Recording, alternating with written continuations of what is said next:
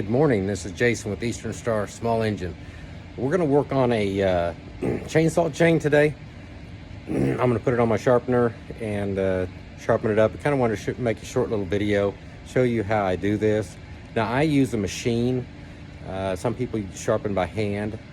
You can do that, but you have to be really good. Because if you don't get your teeth, if you don't get the teeth sharpened the same, what it'll do is cut them down through the wood and it'll start angling off. So when you see that, that tells me that you've got one tooth that's not sharpened the same as the other, sharpened at a different angle, or sharpened deeper. So you've got one tooth that's long, one tooth that's short. Okay, so I use a machine. That way I don't have any problems with the customer coming back, hey man, this thing is not cutting right, you know, it cuts at an angle. So I don't have to deal with that. Now some people are really good at that, sharpening with just a hand file. Unfortunately, I'm not. I'll just admit it right now.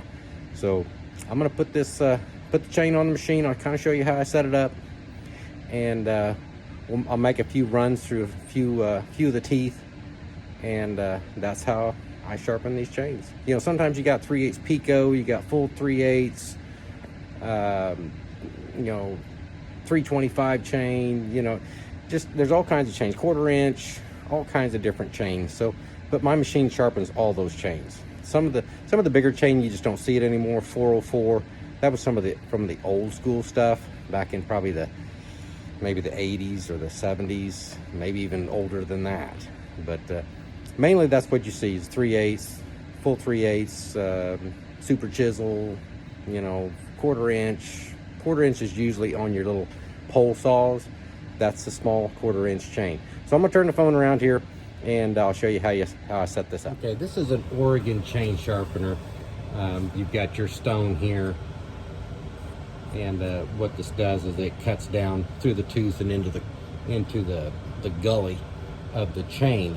Now I've got this angle set up, this angle here set up at 65 degrees.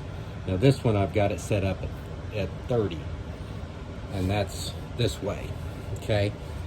Now, it depends on what you want to do. Some people like a really hard cut, and it'll pull out long slivers of the wood. Now, when you do that, that takes a lot of chainsaw. You've got to have a pretty good sized saw to pull that kind of sliver out of a piece of wood. Usually your homeowner stuff, like your poolins and stuff you find at the box stores and stuff like that, you're going to cut them at about 35, okay, on this angle. Now some people say, hey, I want to put a 30 on it, you know, okay. And I've had actually people say, well, put a 20 on it. I tell you what, that's awful. What you're doing is you're taking your angle from like this back to a 20 like this, and it really cuts hard. So you've got to make sure that if you're gonna cut a chain at a 20, you've got to have enough saw to pull it. So this chain is he's on a pretty good saw. I can tell that he is. So I'm gonna put these at a 30. It's kind of halfway in between. You know, the saw will handle a 30. 35 is probably not going to be enough. He's got enough saw he can pull through this.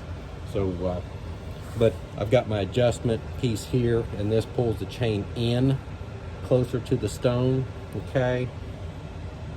And then I've got a stop back here on top of the machine. It controls how deep I go. Now, you don't have to cut real deep into the galley. You don't need to do that. You're just worried about your cutting edge and then about halfway down. You know, you don't have to go that deep. You know, then you've got your chippers here, small little chippers. Okay, and what that does is it helps pulls the chips out. Usually that chipper is shorter than the top of that tooth. So, and some machines will touch that tooth and kind of not grind it way down, but they'll just touch it. But now this chain doesn't need that because it's a fairly new chain. But I'm gonna kind of look to see where we're at on this. I'll go ahead and turn my machine on, kind of look at my light a little bit here, see where I'm at. Looks like I need to go in just a little bit more. I'll loosen my clamp up. Sometimes people will run these in the dirt and it messes up the front of the tooth. So you've got to cut past that. Turn this off. You got to cut past that because you have to get past the bad part and get back to the good. So what I'm going to do is I'm going to hit this tooth just a little bit, and when I hit this tooth, I don't go, I don't do that. You just bump it like that, and that keeps the tooth from overheating. Because the more you heat metal, the more brittle it gets. So you just do it real easy. Just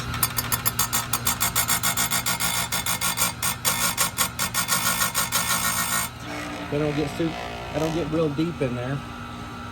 So I could probably go just a little bit more. Now sometimes you're going down through here.